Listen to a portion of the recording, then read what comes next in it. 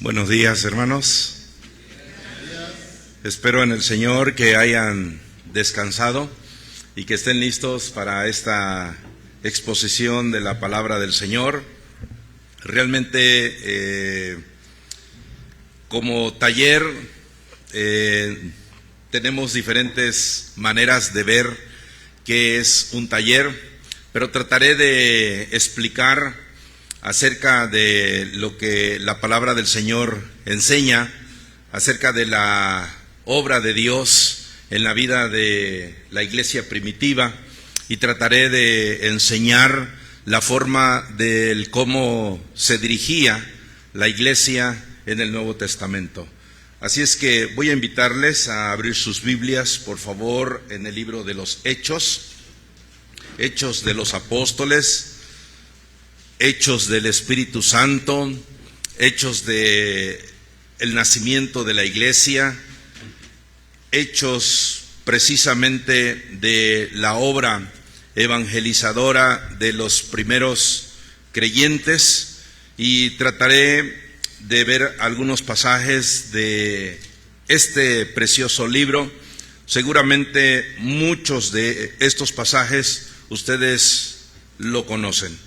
Sin embargo, quiero que mantengan abiertas sus Biblias en Hechos capítulo 1, versículos 13 y 14. Hechos capítulo 1, versículos 13 y 14.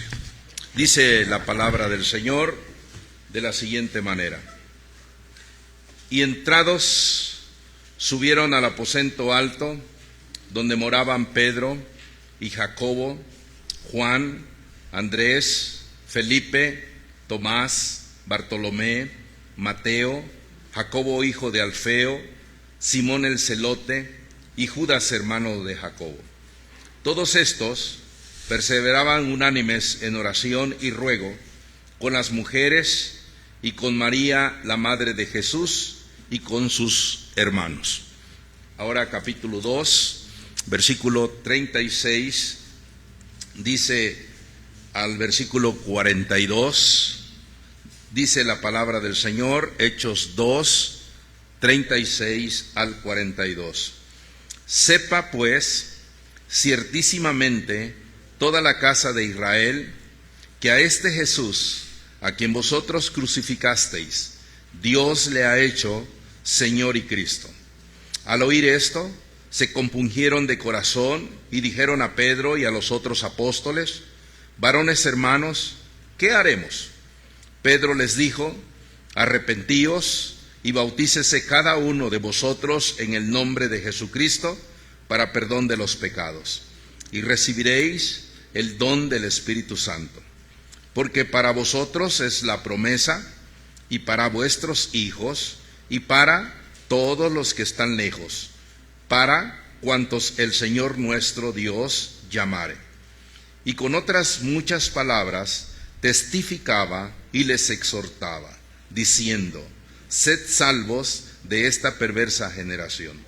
Así que los que recibieron su palabra fueron bautizados, y se añadieron aquel día como 3,000 personas, y perseveraban en la doctrina de los apóstoles, en la comunión unos con otros, en el partimiento del pan y las oraciones. Versículo 46 y 47.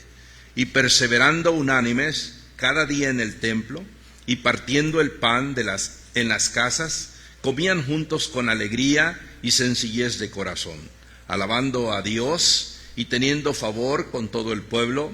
Y el Señor añadía cada día a la iglesia los que habían de ser salvos. Capítulo 4, versículos 11 y 12. Este Jesús es la piedra reprobada por vosotros los edificadores, la cual ha venido a ser cabeza del ángulo.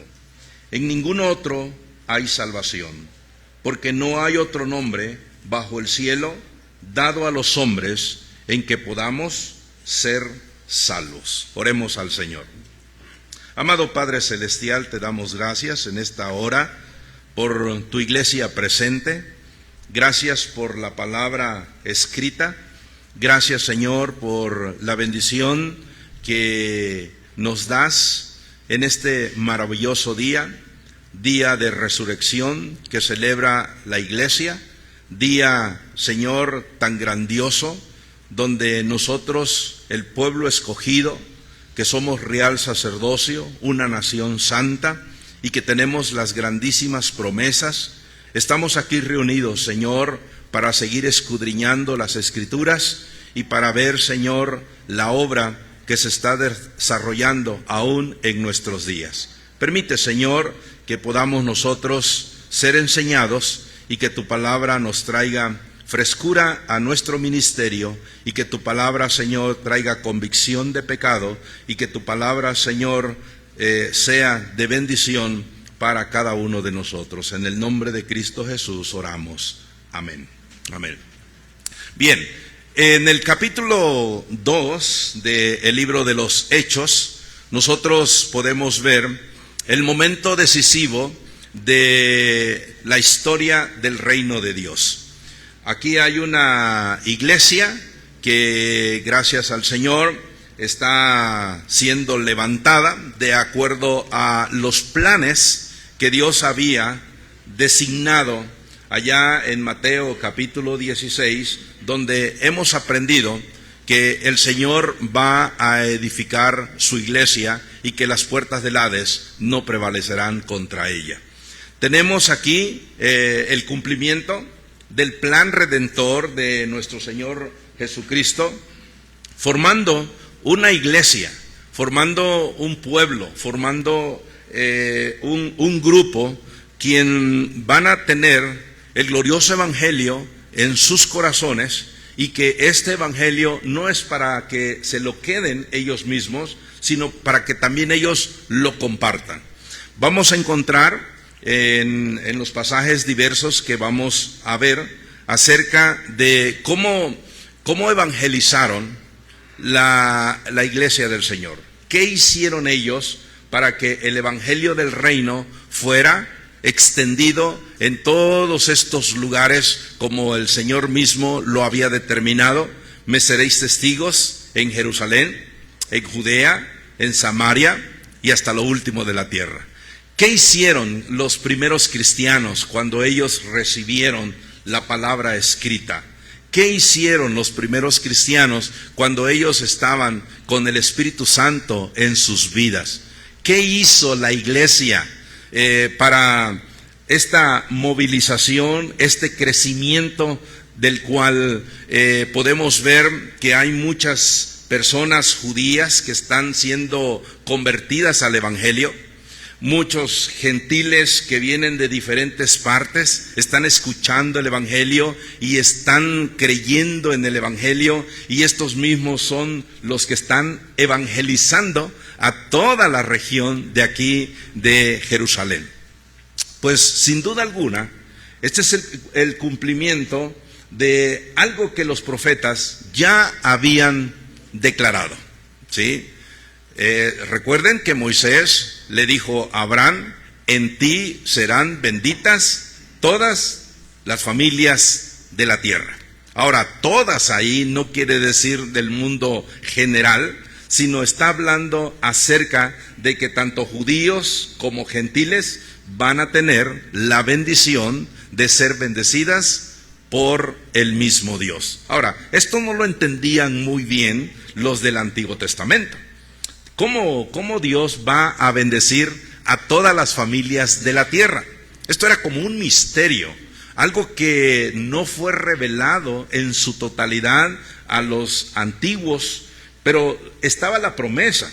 Cuando aparecen los profetas menores, especialmente Joel, instruido por el Espíritu de Dios, él empezó a declarar, empezó a enseñar lo que había recibido, precisamente que derramaré mi espíritu sobre toda carne. Ahora, esto no quiere decir que el Espíritu Santo va a venir sobre todas las personas del mundo, sino que ese pasaje lo necesitamos interpretar a la luz de las Escrituras, que el Espíritu Santo nada más va a venir a aquellos que son predestinados, aquellos que son elegidos desde antes de la fundación del mundo, aquellos por los cuales Jesús ha venido a morir, aquellos por los cuales es un grupo selecto, aquellos por los cuales son las verdaderas ovejas de Israel.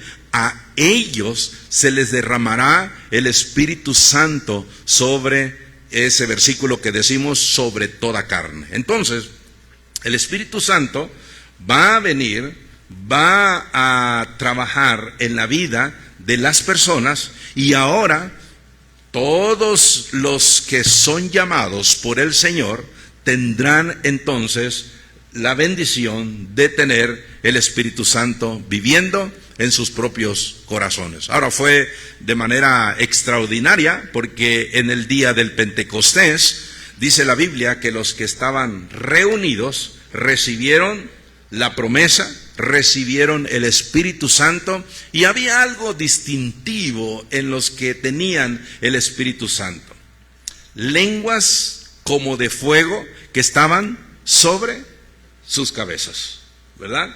Ahora, eso fue una sola vez. Eso es algo que Dios mostró de una manera como una señal. Eso nada más fue una sola vez. De allí, las Escrituras ya no te dicen acerca de qué pasó con esas lenguas que estaban sobre las cabezas de los hermanos. Hoy día, ¿qué ha pasado? Yo no puedo ver esas lenguas de fuego sobre la cabeza de ustedes, y ustedes creo que tampoco pueden ver esa lengua de fuego sobre mi cabeza, porque si así fuera, pues miren, estuviésemos en un problema. Ustedes entrarían aquí y estuviesen viendo al predicador, al pastor, diciendo: ¿qué pasó? ¿No trae esa lengüita que apareció en la fiesta del Pentecostés? Y yo estaría también preocupado. ¿Y qué pasó con estos hermanos? Traen una Biblia, vienen a la iglesia, están cantando y no puedo ver eso. Bueno, eso fue solamente una sola vez. Pero gracias le damos al Señor que Él trabaja como le place, de diferentes maneras. Porque el Espíritu Santo ya no lo podemos ver como se vio en el Nuevo Testamento la primera vez, sino que ahora el Espíritu Santo está viviendo en nuestros corazones. Y hay cambios radicales en la vida de cada uno de nosotros, y por lo tanto nosotros vemos el resultado de que efectivamente mis hermanos, mis hermanas, los pastores, los misioneros, los maestros de escuela dominical, los jóvenes, los niños, al tener el Espíritu Santo, se ve la manera en cómo ellos han cambiado, del cómo ellos viven la vida cristiana y de cómo ellos andan en santa, piadosa manera de vivir. Hay cambios radicales, y eso solamente lo produce el Espíritu Santo viviendo en nuestros corazones. Jesús había dicho en Juan capítulo 7, versículos 37 al 39, lo siguiente. Juan 7, versículo 37 al 39. Dijo él: en el último día y gran día de la fiesta, Jesús se puso en pie y alzó la voz diciendo: si alguno tiene sed, venga a mí y beba. El que cree en mí, como dice la Escritura, de su interior correrán ríos de agua viva. Había una fiesta. Esta fiesta que dice las Escrituras era una fiesta donde iban al estanque de Siloé, tomaban el agua que salía de esa fuente. Está la fuente de Gihón, está el túnel de Ezequías y llega al estanque de Siloé. Está muy hermoso ese lugar y hay una grandiosa enseñanza y bendición en el túnel de Ezequías. Pero los sacerdotes llegaban sumergían sus cántaros en la fuente de Siloé y luego ellos hacían una peregrinación y llevaban esos jarrones de agua y cantaban Hosana, Hosana, el que viene en el nombre del Señor. Entonces ellos están acarreando físicamente esos cántaros de agua. Pero Jesús toma esto y está diciendo, si alguno bebe, si alguno toma del agua, hablando del Espíritu Santo, dice que de su interior correrán ríos de agua viva. Entonces, ¿de qué está hablando ese pasaje? Ciertamente no está hablando de esa agua del estanque de Siloé, sino que está hablando acerca del Espíritu Santo que está viviendo en la vida de una persona. Qué interesante que el Santo Espíritu viva en una persona y que no muera. Porque ¿qué le pasaba a la persona en el Antiguo Testamento si estaba en un lugar donde Dios habitaba? ¿Sí? Había un lugar que se llamaba el tabernáculo. El tabernáculo de reunión tenía 3 lugares importantes: el atrio, el lugar santo y el lugar santísimo. ¿Quién entraba al lugar santísimo? Solamente el sumo sacerdote. ¿Todos los días? ¿Cada mes? No, se hacía nada más, se hacía una sola vez para ofrecer los sacrificios o poner sangre en el propiciatorio y de esa manera ser perdonados los pecados. Una vez al año lo hacía. Él traía una vestidura especial. En esa vestidura especial que traía el sumo sacerdote, traía unas campanillas. ¿Por qué campanillas? No sé. Ok.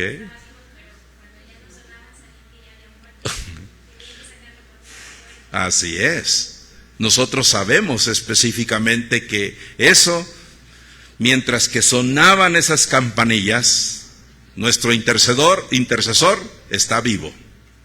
Pero le ataban una cuerda en su tobillo por si yo llegaba a morir. Y ciertamente hubo hubo un caso que en la primera ocasión, cuando se ofrecen sacrificios, el 50% de los sacerdotes cayeron muertos.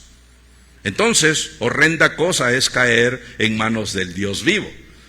Sin embargo, en el Nuevo Testamento hay algo tan hermoso que Dios ha cambiado y que nos ha dado su Santo Espíritu para que viva con nosotros y que no caigamos muertos. Eso es una obra sobrenatural, esa es una obra estupenda de Dios, es una obra que solamente Dios puede hacer con nosotros los mortales, los pecadores, que su Santo Espíritu viva con nosotros. Así es que cuando hay una conversión genuina y verdadera en una persona, tú no puedes decir, voy a sacar el Espíritu Santo. A donde quiera que tú estés, el Espíritu Santo está contigo. A donde quiera que tú vayas, el Espíritu Santo está contigo. Y si tú vas a evangelizar, ¿quién estará a tu lado? El Espíritu Santo, porque es el Paracleto, es el Consolador, es el que nos enseñará todas las cosas que habremos de decir. Así es que ustedes, cuando proclamen el Evangelio, asegúrense que tienen ya el bautismo del Espíritu Santo viviendo en sus corazones, y que cuando abramos nuestra boca para hablarle del glorioso Evangelio a las personas que nos pongan en nuestro camino, sepan ciertísimamente que no eres tú, es el Señor a través de ti para compartir el glorioso Evangelio. Bueno, ahí está ese asunto. Ahora, hay 3 dimensiones que revelan lo notable que fue la iglesia del Nuevo Testamento. Sus miembros manifestaron deberes y actitudes espirituales, y el resultado fue una influencia espiritual. Primeramente estaremos viendo deberes espirituales de la iglesia primitiva. En segundo lugar estaremos viendo carácter espiritual de la iglesia primitiva.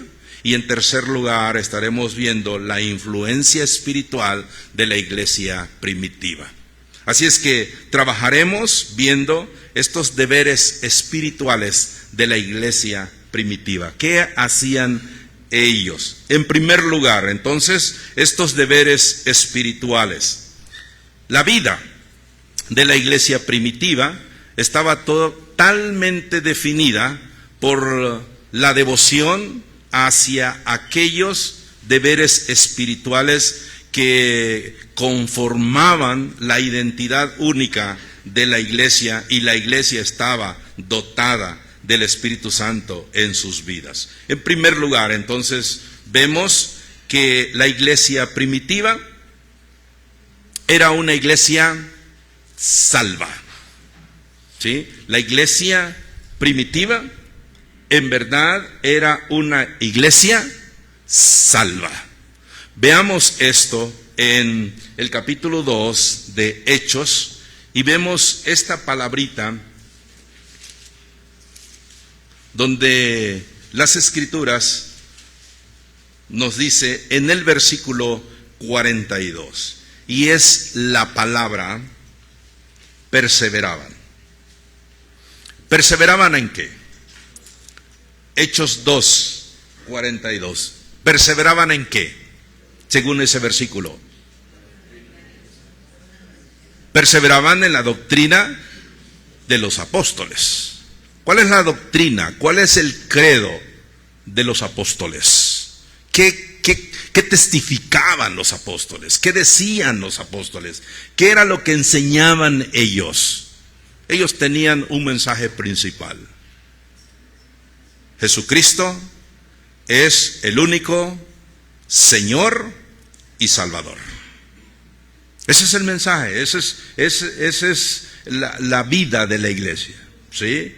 Hubo un tiempo en que confesabas a Jesús como tu Señor o confesabas a César como tu Señor. Si confesaban los primeros creyentes que Jesús es el Señor, denegando la divinidad del César, ¿saben qué les pasaba? Venía una gran persecución, venía muerte, venía un asunto en el cual lo tenías que pensar. La Biblia enseña en Filipenses, le dice Pablo a los de Filipenses, y toda lengua confiese que Jesucristo es el Señor, para gloria de Dios Padre. Levántense como antorchas, levántense como guerreros, levántense como hijos de Dios y confiesen que Jesucristo es el Señor, para gloria de Dios Padre. Hubieron los primeros cristianos que estuvieron en Roma y se levantó una persecución. Estos cristianos de por sí los están persiguiendo en diferentes lugares, y cuando llegan a Roma, simple y sencillamente el emperador Claudio, él simple y sencillamente dijo: César es Dios, ¿sí? Él es Dios y ustedes tienen que decir esto. Los cristianos entonces dijeron: César no es Dios, Jesús es Dios. ¿Saben qué les pasó? Pues entonces el emperador Claudio los expulsó a todos los judíos que estaban viviendo en Roma.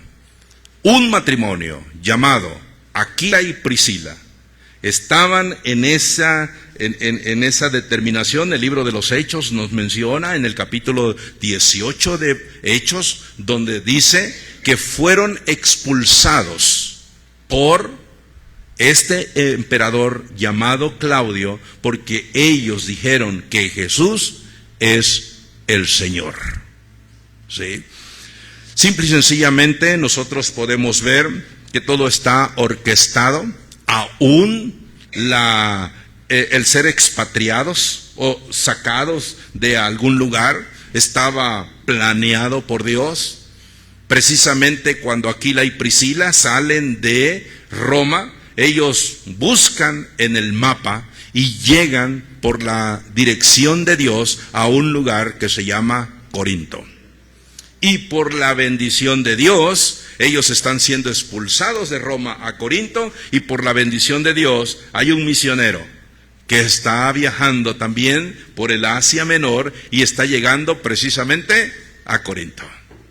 ¿Sí? Y se encuentran ahí Pablo, el misionero incansable de predicar las insondables grandezas de la gracia de Dios, y se encontraron con Aquila y Priscila, y ahora ellos tienen un oficio en común. Primero, el hacer tiendas, y segundo, seguir predicando el glorioso evangelio. Y se quedó el apóstol Pablo allí en Corinto 18 meses. Y en 18 meses, trabajando con sus manos, en 18 meses, predicando todos los sábados en la sinagoga, se levantó una iglesia que glorifica el nombre del Señor. Y que la carta de Corintios nos enseña las características de cómo eran estos hermanos anteriormente sin Cristo. Ustedes, dice el apóstol Pablo, no son muchos sabios, no son muchos nobles, sino que lo necio del mundo escogió Dios. Lo vil, lo menospreciado, escogió Dios. De tal manera entonces que se forma una iglesia en 18 meses, y Pablo tiene que salir de Corinto después de algunas persecuciones que hubo, y quedan encargados de la obra del Señor ahí en Corinto un matrimonio, Aquila y Priscila.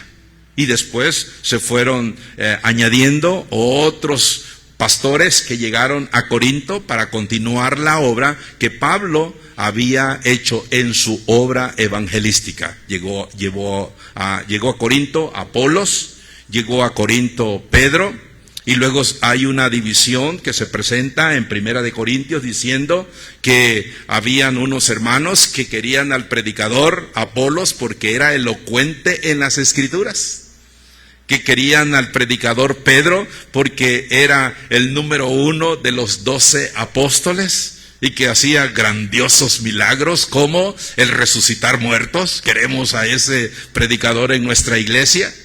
Pero también decía, no, queremos uno que habla muchos idiomas. Pablo, el hombre que hablaba idiomas, el hebreo, el griego, en lengua licaónica, tal vez hasta hablaba en español porque quería ir a predicar a España y venir aquí a Veracruz. Y otros más espirituales dijeron, ni Pablo, ni Cefas, ni Apolos, mejor que esté Cristo entre nosotros aquí. ¿Sí? Y había una gran diversidad de opiniones entre ellos. Y Pablo les tiene que reprender y decirles, ¿saben? Esas actitudes son actitudes carnales. Eso no debe de ser. Porque tanto a Apolos como a Pedro como a Pablo es Dios el que los ha escogido, y a cada uno Dios les ha dado diferentes dones. Así es que no es posible que ustedes estén haciendo estas divisiones. Entonces, ¿cómo era la iglesia del primer siglo? La iglesia del primer siglo, tenemos en primer lugar, era una iglesia salva porque perseveraban en la doctrina de los apóstoles. ¿Cuál era la doctrina de los apóstoles? Me estarás preguntando en estos momentos. Primera de Timoteo, veamos qué era la doctrina de los apóstoles. En el capítulo 3 hay un resumen. Si usted quiere saber qué era la doctrina de los apóstoles, aquí están 6 puntos de la doctrina de los apóstoles. Primera de Timoteo 3:16. E indiscutiblemente, grande es el misterio de la piedad. Número 1, Dios fue manifestado en carne. ¿Ok? Ahí pueden ustedes hablar acerca de el más grandioso milagro que jamás haya sucedido en la historia. El más grandioso milagro no es convertir el agua en vino, no es el que sane a los enfermos porque se volvieron a enfermar, no es que resucite muertos porque Lázaro no está aquí entre nosotros, seguramente ya ni polvo hay de Lázaro, se volvió a morir. Pero uno de los milagros más grandiosos lo presentaban los apóstoles enseñando aquí: Dios fue manifestado en carne. El Dios invisible, el Dios que es espíritu, se ha hecho a la imagen de un hombre. ¿Cómo sucede eso? Eso solamente Dios lo puede hacer, en que Dios se haya manifestado en carne. Como dijo el escritor, el himnólogo, en humanidad velado. Segundo, dice, justificado en el Espíritu. Esta es una gran verdad que podemos nosotros declarar en la doctrina de lo que Dios hace con nosotros. Tercer lugar, visto de los ángeles. Cuarto lugar, predicado a los gentiles. Quinto lugar, creído en el mundo. Y sexto lugar, recibido arriba en gloria. Humillación, exaltación de Cristo Jesús. Ahora, tenemos pues que la iglesia del primer siglo perseveraban en la doctrina de los apóstoles. Y podemos ver que ellos creían lo que los apóstoles enseñaron acerca de quién es Cristo Jesús. En segundo lugar, la iglesia, su membresía de la iglesia local era una iglesia bíblica. ¿Por qué sabemos esto, que la iglesia local era una iglesia bíblica? Precisamente por lo que el pasaje también nos está diciendo en Hechos 2:42. Y perseveraban en la doctrina de lo que enseñaban los apóstoles. Era una iglesia bíblica. El propósito de la iglesia es verdad revelada. El propósito de la iglesia es un compromiso con la doctrina de los apóstoles. Es básico para el crecimiento y la salud de la iglesia. Doctrina bíblica. ¿Qué es la doctrina de la iglesia bautista Alfa y Omega?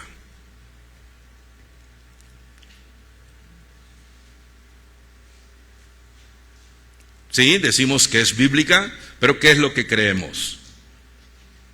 ¿Sí? Espero que podamos tener y entender poco a poco qué es nuestra doctrina.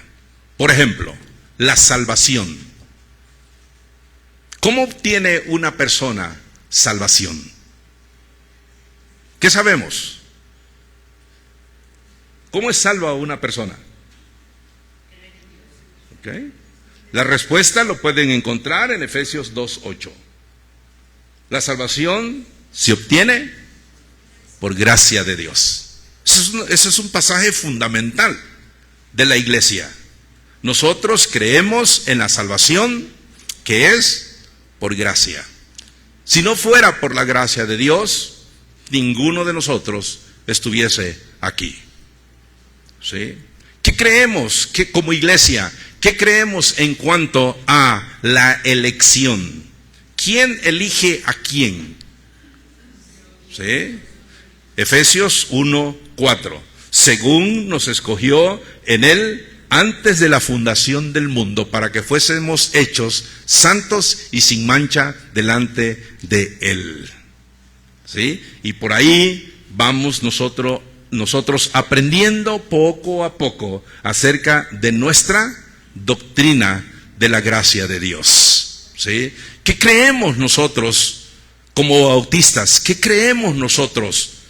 Yo espero que creamos lo que es la gracia soberana de Dios y creamos que las Escrituras siempre nos van a decir que Dios es el que inicia, el querer como el hacer de su buena voluntad, y que Dios es el que hace todo el trabajo y que nosotros no somos absolutamente nada. Perseverar en la doctrina que habéis aprendido. Y esto, hermanos, se llevará tal vez muchos añitos escudriñando las Escrituras, qué es lo que nosotros creemos. ¿Saben? Los religiosos en el tiempo de Jesús, ellos tenían sus conceptos acerca de sus creencias, como por ejemplo el fariseísmo. Ellos creían en la resurrección, mientras que los saduceos, ellos no creían en la resurrección. Ahora yo pregunto, ¿la Iglesia Bautista cree en la resurrección? Claro que por supuesto que sí, creemos en la doctrina de la resurrección. ¿Sí? Los fariseos lo creían, mientras que los saduceos lo negaban. Los fariseos creían en los ángeles, mientras que los saduceos decían que no había ángeles. Ahora yo pregunto, ¿creemos en los ángeles? ¿Qué dice la Biblia? Sí, hay ángeles, hay ángeles.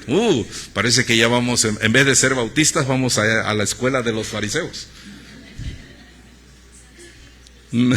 Sí, tenemos en Génesis, en el capítulo 19, que se presentaron 3 varones delante de Abraham para llevarle un mensaje. La promesa será hecha. El hijo que esperas pronto nacerá de Sara. Pero también te traemos otra noticia. Sodoma y Gomorra serán destruidos.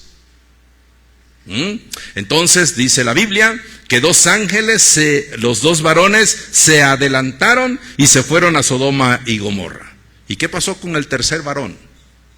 El tercer varón se quedó a platicar con Abraham. ¿Y quién era ese varón? Precisamente el Verbo encarnado en forma de un ángel o un varón en el Antiguo Testamento. Eso es la doctrina de la cristofanía, y eso también nosotros lo creemos.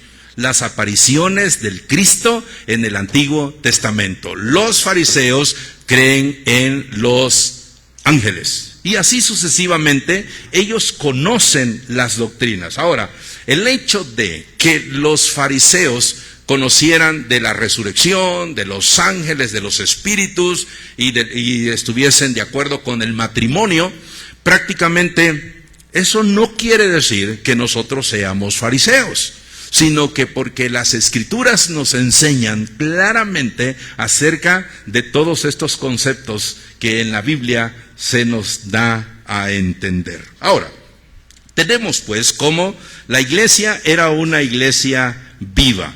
¿Qué es la exhortación del apóstol Pedro en el capítulo 2, versículo 2?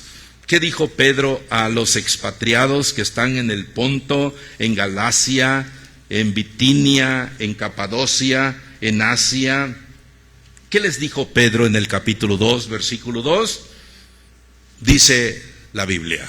Leemos que dice: desead como niños recién nacidos la leche espiritual no adulterada, para que por ella crezcáis para salvación.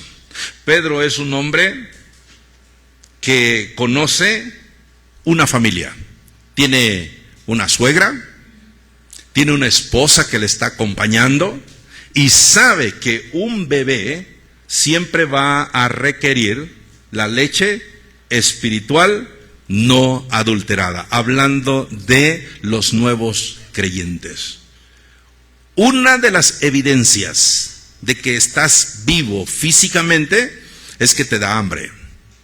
Una de las evidencias de que has nacido de nuevo es que tienes hambre de la palabra de Dios.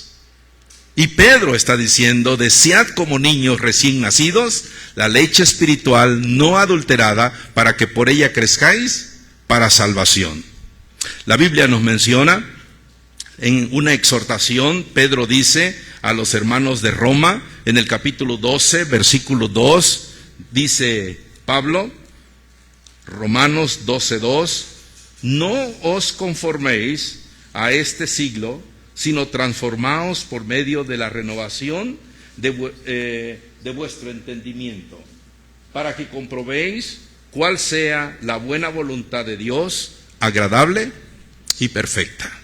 Entonces tenemos aquí que era una iglesia, la iglesia del Nuevo Testamento, era una iglesia bíblica, era una iglesia que seguía la doctrina de los apóstoles, y hay la exhortación: no os conforméis a este presente siglo malo.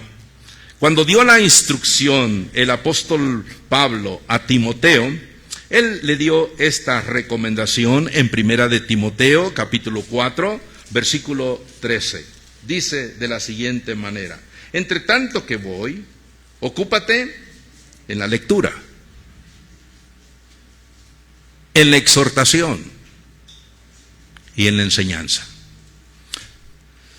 Tal vez veniste con la idea: voy a aprender una técnica para evangelizar. Sorpresa. No te estoy mostrando más que el cómo podemos nosotros encontrar una forma para evangelizar. No con colores, no con formas estructuradas por el hombre, sino por algo en los cuales fueron enseñados la iglesia, y Pablo le recomienda a Timoteo: ocúpate en qué. ¿Ocúpate en qué? En la lectura. ¿Sí? Lee la Biblia. ¿Sí? Dile a Alexa: léeme Génesis capítulo 1, y te lo hará de volada. ¿O no han probado eso? ¿Sí? Hoy en la recámara donde me hospedaron unos grandiosos hermanos, vi ese aparatito ahí, y lo primero que le ordené: léeme la Biblia, porque todavía no se abren mis pupilas. Ay, me lo aventó en un ratito, ¿sí? Y en menos que canta un gallo, como decimos, ¿verdad? Ella conoce de la Biblia. Pero Pablo decía: Timoteo, ¿quieres ser un evangelista? ¿Quieres hacer obra de evangelista? Ocúpate en la lectura. Todos estamos viciados a nuestro celular. Todos. ¿Sí? Hasta los clásicos, ¿verdad? Con el celular es interesante cómo los de tercera edad, de 98 años, ahí están, estoy viendo la Biblia. Puro rollo nada más, ni creo que le apriete bien ahí el asunto. Les pasa como a mí, a veces no encuentro eso. Pero Pablo les recomendaba a Timoteo: ¿vas a ser un predicador? Lee la Biblia. Ocúpate en la lectura de la palabra del Señor. Algunos preguntarán: bueno, ¿y dónde empiezo? ¿Dónde empiezo? Algunos recomiendan Marcos, otros recomiendan Juan, otros recomiendan los Salmos, Mire, lee la Biblia, o sea, no importa dónde, pero empieza a leer las Sagradas Escrituras. Y cuando estés platicando con alguna persona, cuando estés visitando a alguien, tú puedas decirle: hoy en esta mañana yo leí este pasaje. Maki, ¿cuál fue el pasaje que leímos? Bueno, no nos dijo Alexa, pero ¿de qué hablamos? Lo primero que hicimos: vamos a abrir la Biblia, ¿sí? El Evangelio de Marcos, un paralítico que fue llevado por sus amigos, y refrescamos esa historia. Y gracias al Señor tenemos ya el principio para hablar con las personas, ¿sí? Porque de la abundancia del corazón va a hablar la boca. Y qué mucho mejor si hemos comido, hemos deseado la leche espiritual no adulterada, para que por ella crezcáis para salvación. Así es que Bueno, estamos en una era en la cual la Biblia se puede leer muy rápidamente. La Biblia es el alimento para el crecimiento y el potencial del creyente. El profeta Oseas, en el capítulo 4, versículo 6, él dijo estas verdades. Oseas 4:6. Mi pueblo fue destruido porque le faltó conocimiento. Mi pueblo fue destruido porque le faltó conocimiento. Los más nobles de Berea, en Hechos capítulo 17, mire lo que hacían. Iglesia de Berea, Hechos 17, versículo 11. Así que, versículo 11 y 12, estos eran más nobles que los que estaban en Tesalónica, pues recibieron la palabra con toda solicitud, escudriñando cada día las Escrituras, para ver si estas cosas eran ciertas. ¿Sí? Ahí está, es lo que hacían. ¿Sí? Ese es el taller de evangelismo, que es leer las Escrituras. Escudriñaban las Escrituras para ver si estas cosas eran así. Así que creyeron muchos de ellos, y mujeres griegas de distinción, y no pocos hombres creían las Escrituras. ¿Por qué? Porque habían unos hermanos interesados en estar tomando la leche espiritual no adulterada. En Juan capítulo 5, versículo 39, Jesús dijo: escudriñad las Escrituras porque ellas dan testimonio de mí. Ahora, cuando se escribió Juan 5:39, todavía no tenían el Nuevo Testamento, porque todavía estaba en formación el Nuevo Testamento. Entonces, ¿qué escrituras leían? Las genealogías allá que no nos gusta leer. ¿Ha leído el libro de Job? Sí, el capítulo 1, el capítulo 2, y tal vez hemos llegado al capítulo 3. Y de ahí dejamos el capítulo 4 hasta casi al terminar, y nos vamos hasta la última parte, y decimos, ya leí el libro de Job. ¿Sí? Porque simplemente no estamos habituados a leer. Pero Jesús dijo: escudriñad las Escrituras porque ellas dan testimonio de mí. ¿Cómo? ¿Habla el Antiguo Testamento de Cristo Jesús? Por supuesto que sí. Por supuesto que sí. En el Antiguo Testamento, en Génesis 24, vemos la Trinidad. Vemos a Abraham, que representa a Dios. Vemos a Isaac, que representa al Hijo, quien se está buscando una esposa para Isaac. Y vemos a Eliezer, que es el Espíritu Santo guiando para encontrar a esa muchacha. ¿Qué hace Eliezer cuando encuentra una muchacha? ¿Qué es lo que hace? Oye, muchacha, ¿cómo se llamó? La esposa de Isaac. Rebeca. ¿Sí? Rebeca. Oye, es Rebeca. Bien, vengo de parte de Abraham para que tú te cases con su único hijo. Y dice Rebeca: ah, caray, no lo conozco.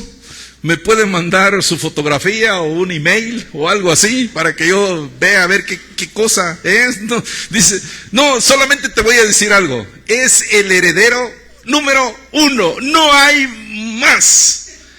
Y mira, mandó estos Cadillac aquí, 10 camellos.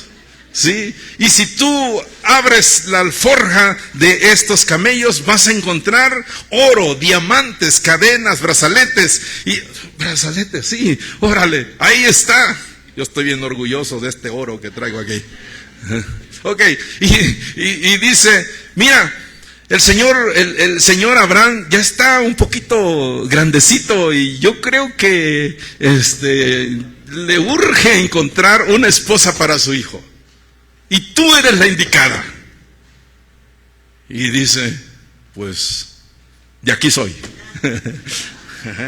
Y le convenció Eliezer. Sus padres le dijeron a Rebeca, oyes, vamos a celebrar la fiesta unos 10 días porque esa es la costumbre aquí de la comunidad, quédense con su fiesta, yo me voy y me caso con ese hombre.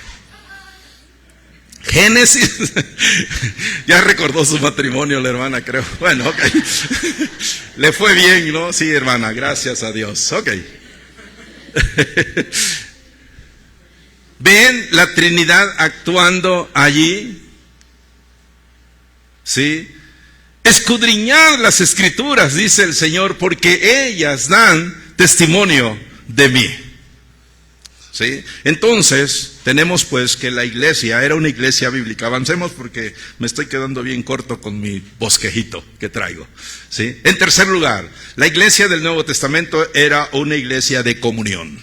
Eso lo podemos nosotros encontrar ahí mismo también en Hechos capítulo 2, versículo 42, en la tercera parte de este versículo.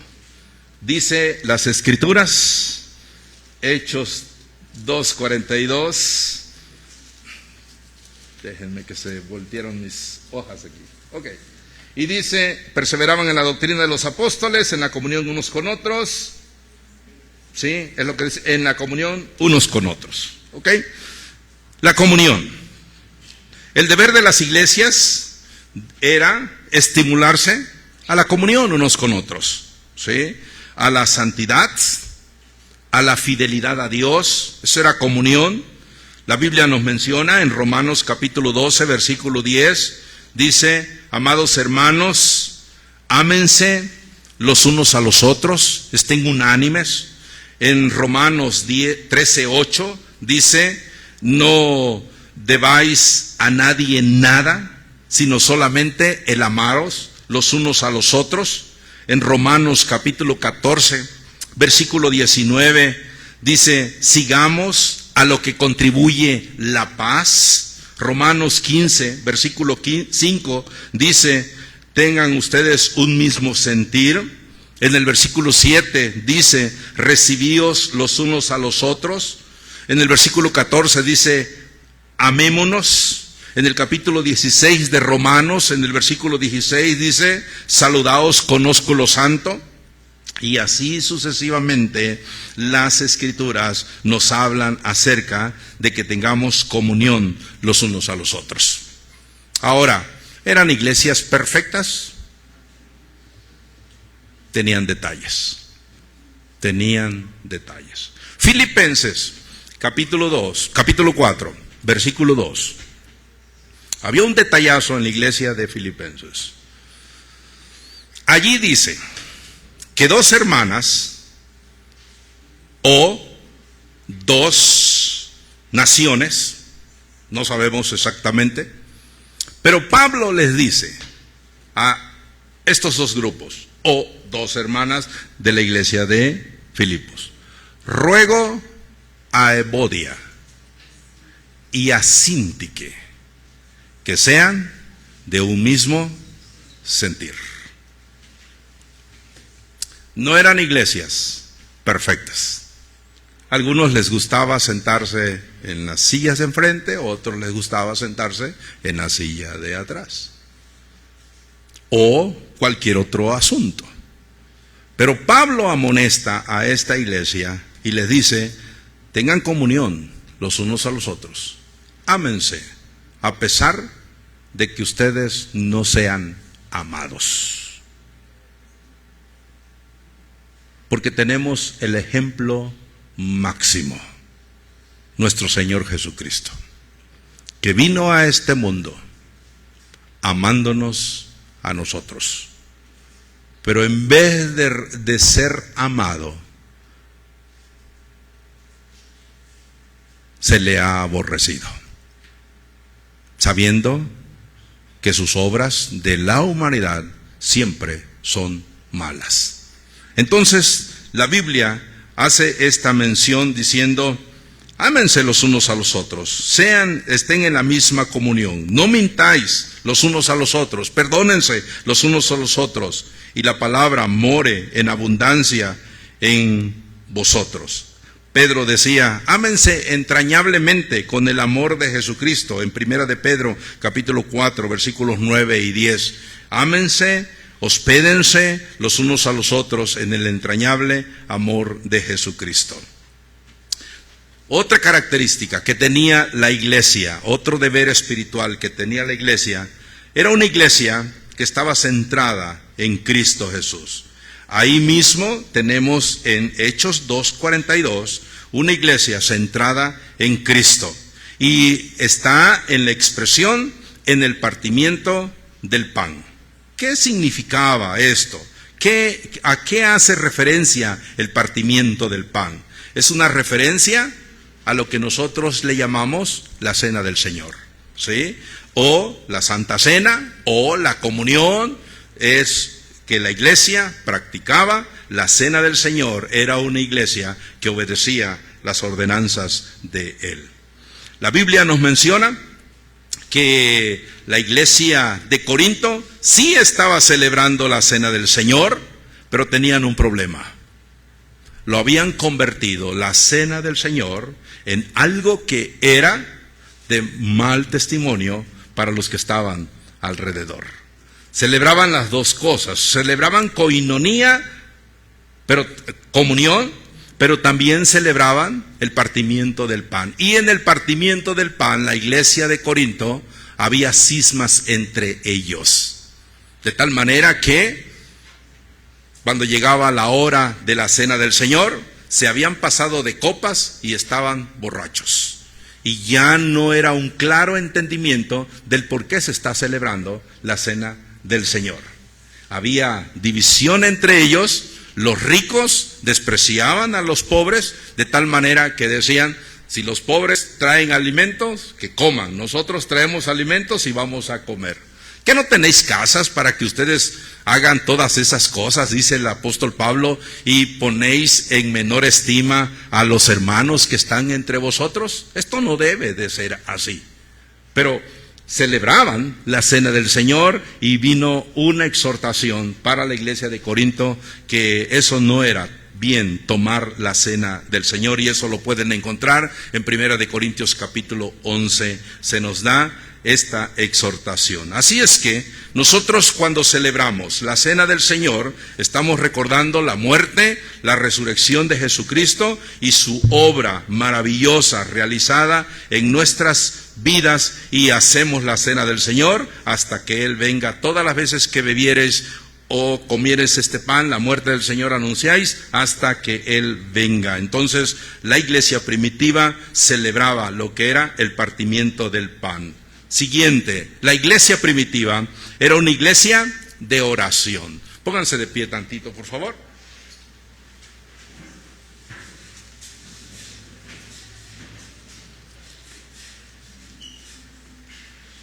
Ok, es para que tomara yo agua. Y mi reloj, ¿no está mi reloj? ¿No está? Ok, bueno, me quitaron el reloj. Ok, no ha pasado nada, hermano. Ok, ¿sigue? Ok, bien. Ok. Gracias por estar despiertos. ¿Sí? Regularmente a los 5 minutos de estar hablando, se me duerme la congregación, y han sido excepcionales ustedes al estar escuchando estas grandes verdades de las Escrituras. Estamos observando la iglesia del Nuevo Testamento. Estamos observando cómo ellos tenían un patrón bíblico establecido, y era su manera de evangelizar. ¿Sí? El testimonio público de cada una de las vidas de las personas. ¿Sí? Ahora, hay un testimonio público que está haciendo la iglesia del primer siglo. Era una iglesia de oración. ¿Sí? ¿Qué es la manera entonces del cómo nosotros podemos compartir el evangelio? Alguien dijo, unos orando y otros con el mazo dando. ¿sí? Entonces, gracias al Señor, porque mientras están los misioneros predicando el Evangelio allá afuera, debe de haber el respaldo de una iglesia que está en oración, ¿sí? Oración para que la semilla del Evangelio siga siendo sembrada y siga creciendo para la honra y gloria del Señor. Ok, ¿ya descansaron un poquito? ¿Sí? Ok. Sí, Maki aquí es el termómetro de la iglesia. Ok, ¿pueden sentarse ya? Okay. Sí, gracias. ¿Cuánto tenemos, hermano? ¿Cuánto tenemos? ¿5 minutos? Ok. Bueno, en 5 minutos trataré de terminar el primer punto. La iglesia era una iglesia de oración. ¿Qué es lo que pasó allí con la iglesia que realmente oraba? Bueno, dice la Biblia en el capítulo 2, la última parte, dice: y después del partimiento del pan, la iglesia perseveraba en las oraciones, ¿sí? En el capítulo 4 de Hechos, versículo 24, miren el modelo de oración de la iglesia. Ya lo mencioné también en el capítulo 1, pero veamos cómo oraba la iglesia. 4:24. Dice ahí: y ellos, habiendo oído, alzaron unánimes la voz a Dios y dijeron: soberano Señor, tú eres el Dios que hiciste el cielo y la tierra, el mar y todo lo que en ellos hay. Que por boca de David tu siervo dijiste: ¿por qué se amotinan las gentes y los pueblos piensan cosas vanas? Se reunieron los reyes de la tierra y los príncipes se juntaron en uno contra el Señor y contra su Cristo, porque verdaderamente se unieron en esta ciudad contra tu santo Hijo Jesús, a quien ungiste, Herodes y Poncio Pilato, con los gentiles y el pueblo de Israel, para hacer cuanto tu mano y tu consejo había antes determinado que sucediera.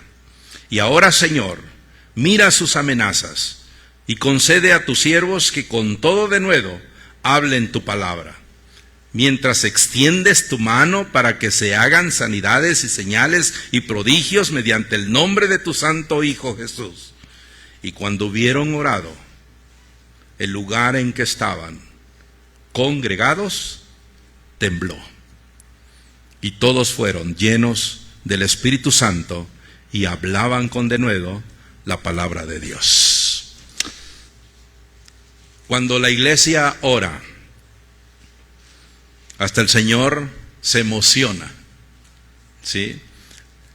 La tierra es el estrado de sus pies, y cuando la iglesia está orando, Dios en los cielos lleva el ritmo de alabanza y gloria al Señor, y que cuando se emociona más nuestro Dios, la tierra tiembla. Son fenómenos que sucedieron por la providencia de Dios, que cuando la iglesia oraba, también se estremecía la tierra, que había temblor.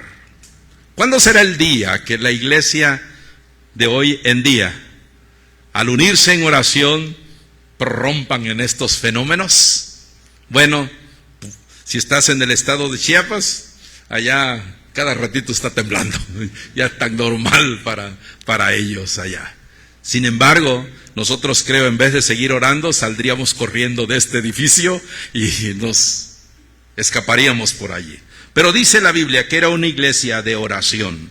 Sus oraciones era una oración que se cumplía, Juan capítulo 14, versículo 13, 14, que dice que si algo pidiereis en mi nombre, la respuesta es: yo lo haré. ¿Qué es la cosa más grande que puedes pedirle a Dios para que sea hecha su voluntad? ¿Una casa? ¿Una familia? ¿Un trabajo? ¿Qué son las peticiones que se escuchan en nuestras iglesias hoy en día cuando es culto de oración? Pastor, por favor, que mi pierna sea sanada para que yo venga al culto. Y una vez que sana esa persona, ¿creen ustedes que va a venir al culto? No, allá lo vemos en los 15 años, allá lo vemos en las bodas, pero menos en el culto de oración. ¡Wow! Sí, debemos de pedir por nuestras necesidades, pero hay algo que nosotros debemos de clamarle al Señor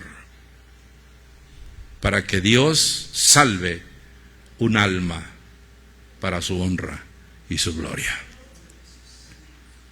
¿Sí? Entonces los misioneros van por todos los lugares predicando el evangelio, mientras que la iglesia continúa en ese periodo de oración. La iglesia buscó la ayuda divina, perseveraban unánimes en oración para seleccionar a Matías. En Hechos capítulo 4 alzaron unánimes la voz a Dios por lo que estaba sucediendo, y ahora Dios ha diseñado estos medios de gracia que era la oración. Bueno, ¿qué pasaba entonces? Y quiero terminar estos puntitos aquí con ustedes. ¿Qué pasaba con la iglesia cuando se veían todos estos aspectos que hemos visto? En el versículo 43 nos da una respuesta. ¿Qué había? Hechos 2:43. Dice las Escrituras lo siguiente: y sobrevino temor con toda persona, a toda persona, y muchas maravillas y señales eran hechas por los apóstoles. Era una iglesia que inspiraba temor, y muchas maravillas eran hechas por los apóstoles. Dios bendijo a la iglesia con muchos hermanos ahí dentro de la congregación. Llamó a un hombre para el ministerio, Bernabé. Bernabé era natural de Chipre, era un levita. No sé qué estaba haciendo en Chipre, porque los levitas deberían de estar en la tierra de Israel, pero era de allá, estaba en Chipre. Y él, por alguna razón, llegó a tener propiedades.